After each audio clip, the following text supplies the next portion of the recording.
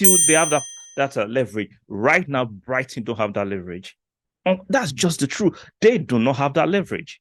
You have to keep selling until they get players that don't want to move for a sustainable period of time. Maybe they can get to the next level. But right now, players see Brighton as a stepping stone. English players, South American players, African players, all the young players that come there, they see Brighton as a stepping stone. So let's stop lying to ourselves.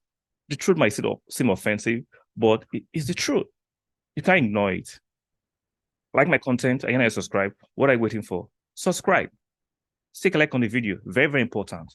Arsenal have sent two bids to Brighton and they were rejected. The first bid was £60 million fixed for a player they bought for £5 million. They knocked it back. The second bid tonight was 65 million fixed plus 5 million add-ons, making it a total of £70 million. They rejected it. What more do Brighton want? 80, 90, £100 million for Moses Caicedo? Arsenal can go to Spain or other parts and get a similar profile for less. Trust me. Smart people know when to adjust to situations. I like Brighton, a decent club in England. For now, can we all agree that they're not a big club, even though they're having decent performances and good results as of late. They've sold well in the last few years. Shout out to them. And we have to call it what it is. Brighton, at this point, at 2023, are a feeder club to the big teams in England and in Europe. It is what it is. That is just the gospel truth. No matter how you dice it or slice it, Brighton are a feeder club, just how Southampton were a feeder club to Liverpool for a couple of years. Because the bigger clubs will always come and take your players. But guess what? You get incentives, you get your money's worth.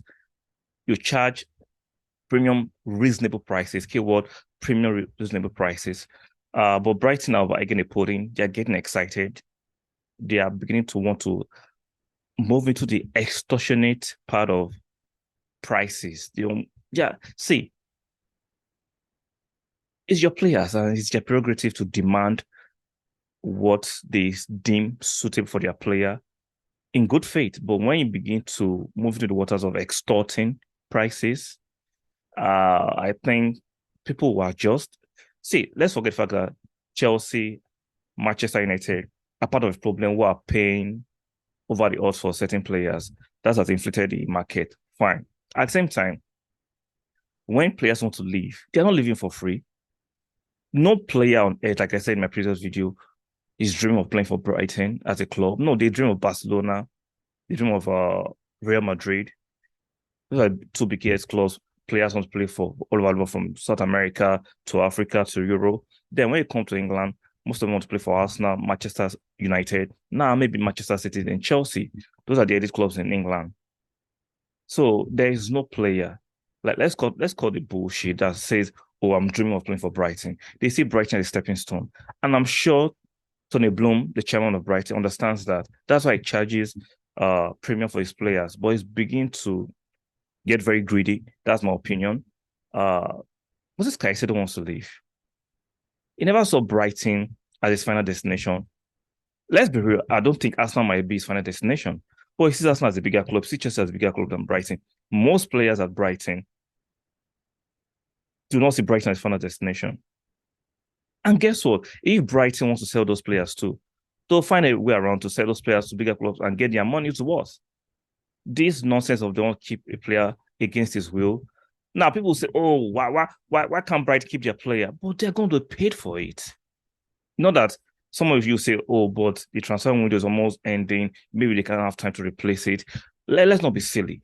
You can't tell me Brighton for real think bigger clubs will not come and perch on their player anytime. They know that.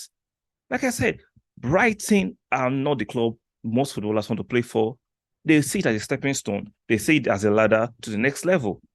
And guess what? Brighton will charge premium prices. But when they begin to get greedy, that's because of Moses Caicedo. He wants to leave. And I get it. Brighton fans not happy with him. But they're going to get handsome money for it. But when they begin to demand £100 million excess for a player they got for £5 million, that's getting greedy. That's getting what is that? I'm trying to choose my words carefully. You are beginning to over egg the pudding.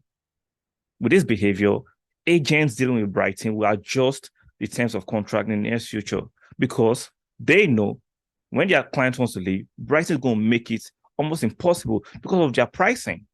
This is see the ridiculous payment of Chelsea and Manchester United. They cannot continue forever. Let's get it. See, let's not get it twisted. It's not sustainable. It's not sustainable. So now that Brighton are beginning to get very greedy, agents will adjust the terms of how they deal with Brighton. Very soon, even though they are doing players a bit of favor in the beginning by signing those kind of young players, players that are unknown, and they bring them to the club, agents will insist on release clauses. And those release clauses will be moderate prices. Don't be kind of prices that Brighton can determine solely by themselves. This is getting preposterous that Brighton can demand in excess of 90 million pounds, 100 million pounds for a player they go for 5 million pounds.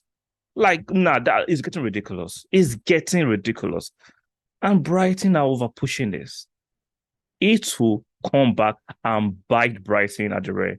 It will come back.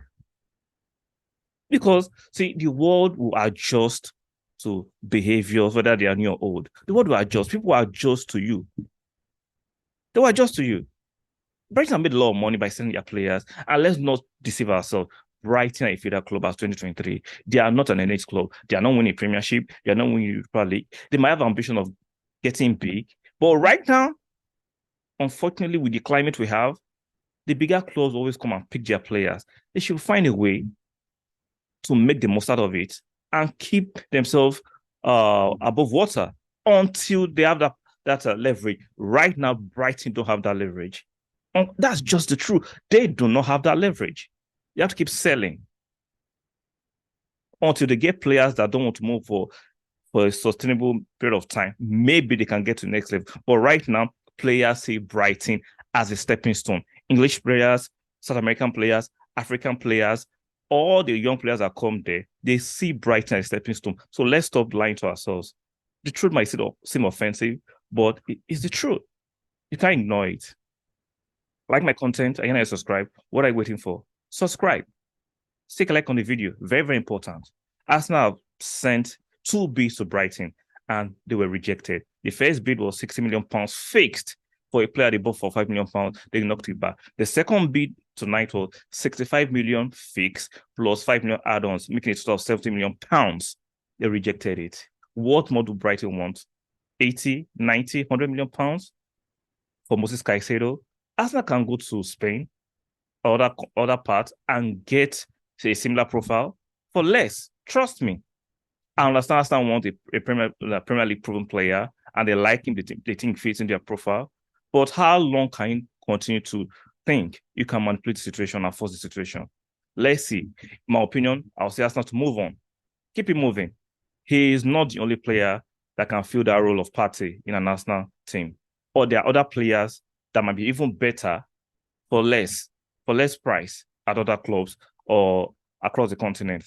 Let me know your feelings towards this. Do you think Arsenal should persist to push, or you think Arsenal should just move on? Like my opinion, I think Arsenal should just move on from this deal. It's getting ridiculous, and I don't think it's sustainable. You might say, "Oh, are you an accountant to Arsenal?" No, I love the club, and I think the club should be responsible in the way they dispense funds and actually help the team to win. Like if you overpay for a certain player, it affects the wage structure and the money that is required to pay for that part of the squad. Come on, let's be reasonable and let's be sensible here. Like I said, like my content, do me a favor, subscribe. Make sure you like the video. It's very, very important for the algorithm and the growth of the channel. And don't forget to turn on notification bells on. And I'll see you guys on the next one.